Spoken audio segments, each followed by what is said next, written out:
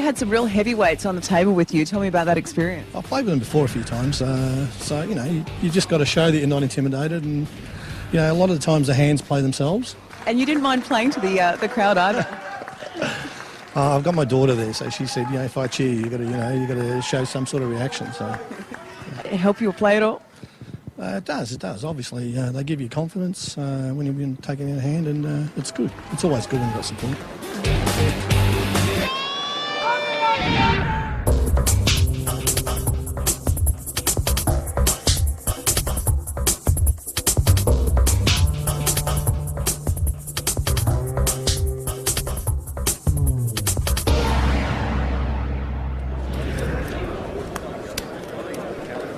Action on Tony G. Gets out of the way, as does Gary Greenstein, Bill Giordano and Phil Ivey. Join the party on the sidelines. And Tony Bloom not interested in defending his button, so just the blinds. Monster Dong has got a rag ace. And he bets the pot, and over to Dan Shack.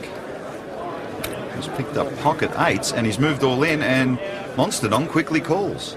He only has ace deuce, but getting roughly 2-1 to make the call. Dan Shack in really good shape to double up here. Doesn't want to see an ace.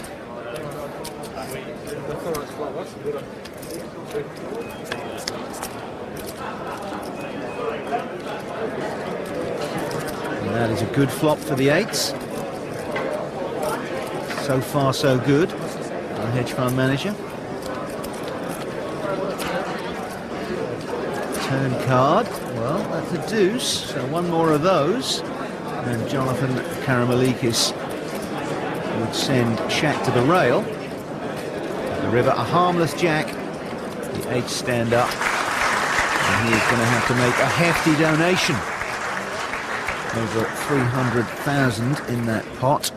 And Jonathan Karamelikis, who came to this final table as the chip leader, is very much swimming against the tide.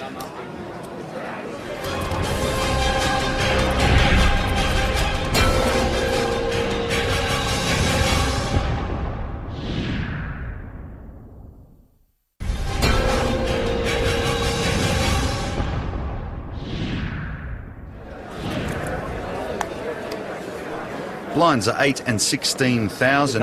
Action is on Dan Shack. And he doesn't like what he sees. Down to the Australian, Tony G gets out of the way. Billy Giordano folds. Phil Ivey will raise with ace-10 offsuit on the button. He's been doing that to Jonathan Karamelikis quite a bit lately, attacking his blind. Jonathan takes a stare down at 9 Jack of Diamonds and then takes a stare at Phil's stack. Phil, possibly the scariest player in poker. Karamelikis not backing down. He makes the call. And we will go to a flop.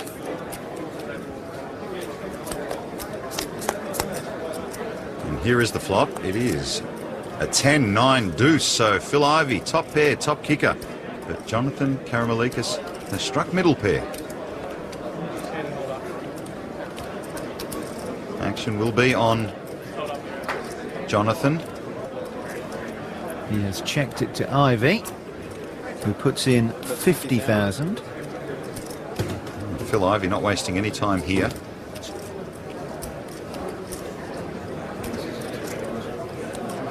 Perhaps Monster Dong thinks his 9 is good here. Want to tread carefully. 10 seconds. And he makes the call. The turn, a 4 of spades. Doesn't change anything. Ivey ahead with his ace-10. These guys are very evenly matched in chips. This would be a real decision pot if it gets any bigger. Karamelikis checks. Now Ivey, top pair, top kicker. Phil Ivy's greatest talent by far is his ability to gauge a situation in a hand, know where he stands, and know how much to bet. That's why he's one of the best players in the world, if not the best player in the world. What amount will he choose? It's a big amount. He makes it 145,000. Jonathan Karamalikis has plenty of chips left if he chooses to fold and live to fight another day. This is going to be a very, very tough call with just second pair. And you can see by the look on Jonathan's face, 10 seconds. tough decision ahead of him. He's only got 10 seconds, throws a time button in quickly, buys another 30 seconds, off the chair looking at Phil Ivy's stack again. Wondering if Phil Ivy has enough behind to fold, if he himself makes a move. And this would be a bad time, and he does. He moves all in, and Phil Ivy calls. So Jonathan Karamalikis has made a very, very aggressive move on the turn, and it is a bad move. Phil Ivy is way ahead. He cannot believe it. Huge misread there. Yes, and if Karamalikis loses this pot, which seems likely, he will be extremely short-stacked. As good as dead, and he has lost it. The river, a six of hearts, and Phil Ivy schools Jonathan Karamalikis. And if there's one person the rest of the table didn't want to have chips in front of them, it is Phil Ivy. That was nearly a third of the chips in play, remember. They are now being stacked in front of the world's most dangerous player. The monster dong is devastating.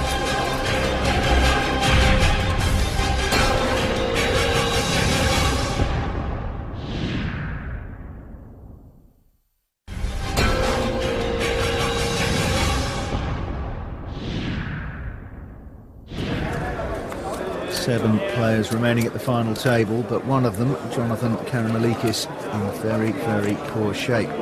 Action is on Tony G, who's picked up wired 7s and raises to 35,000. Phil Ivy wants no part of this. Tony Bloom folds from the button, and Karamalikis, well, any 2 cards. As it happens, he's picked up ace-10. Not a bad hand to try and double up with. Dan Shack is going to make the call with pocket 9s. So maybe Tony G could be the one getting a beating. It's probably not a bad move there to call with 9s. Both players not wanting to play a big pot unless if they flop big. See a 9 or a 7 and you'll see some fireworks. That's not a bad flop for either, a 6-4-3 flop. Well, we know Karamalikis is all in already. And with 3 undercards to both their pairs, it would not be a surprise to see this. Dan Shack. So aggressive, Dan Shack. No messing. An awful decision now for Tony G. Because that all in a way looks a bit weak. It looks like ace-6. Yeah, in this situation, Dan Shack, to make that move, Tony G must be thinking, wow, you couldn't make that move unless you're certain you were ahead. Now, Dan Shack has been anything but certain thus far, but Tony G knows that he's betting into a dry pot. So what advantage is there of doing that? Tony G must be asking himself, why on earth would Dan Shack be doing that? Unless he had a hand he wanted to protect. So Tony G would do very well to fold here.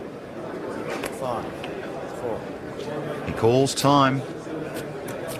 Doesn't want to let it go.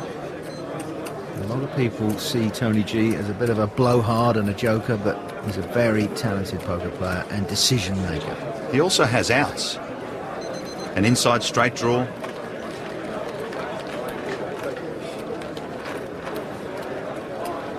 But it is a big push by Dan Shack. And as you can hear by our timer, he doesn't have much time left. Takes another stare. Each player with only 30 seconds to act. He's bought some time. And his hand is folded because he didn't make the decision in time. And in the end, well, there was a bit of fortune there, really, for Tony G. He gets away from his hand, and Jonathan Karamelikis now on the verge of elimination after coming to this table with the chip lead. Going out in 7th would be a terrible disappointment for Karamelikis. He would have liked to prove that he can live in this company. Now there's a flush draw against him, so the ace of diamonds and the 10 of diamonds, no use to him.